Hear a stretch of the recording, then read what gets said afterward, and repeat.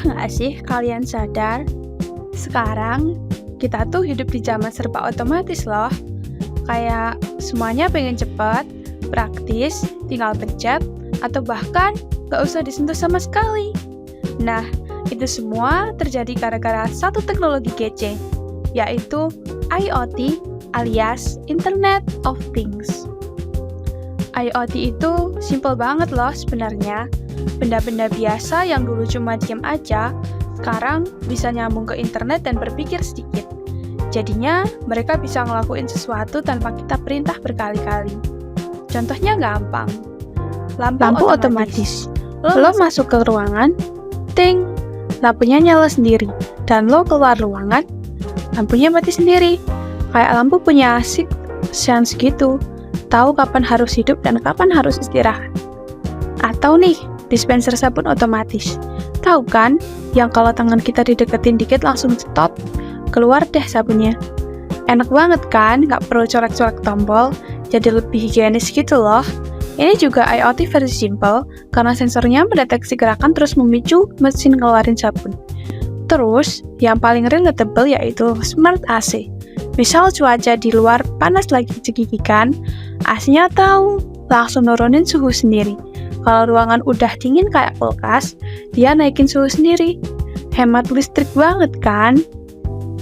Selanjutnya, penerapan teknologi IoT dalam pertanian yang bersama dengan sensor kelembapan tanah dan cuaca.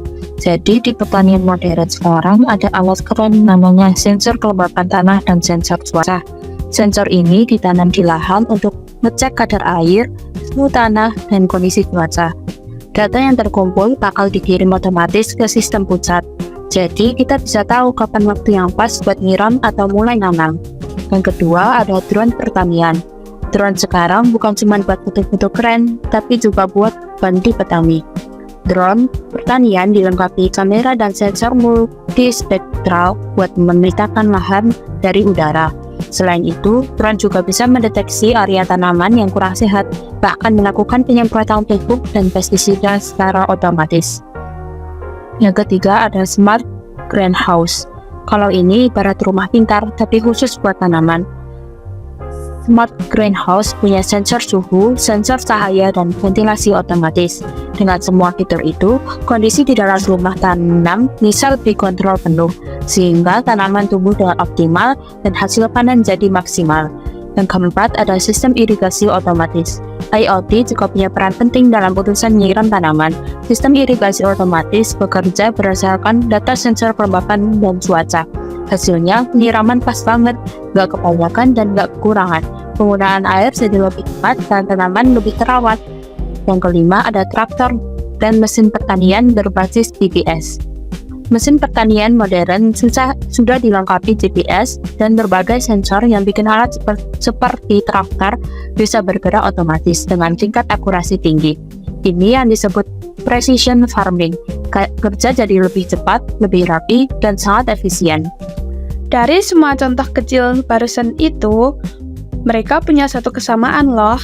Mereka ngumpulin data, mikir sebentar, terus ngambil tindakan. Itu inti dari IoT. Dan makin kesini, benda-benda IoT makin banyak. Dari kulkas pintar, CCTV online, jam tangan kesehatan, sampai tanaman yang dikasih sensor biar tahu kapan minta disiram.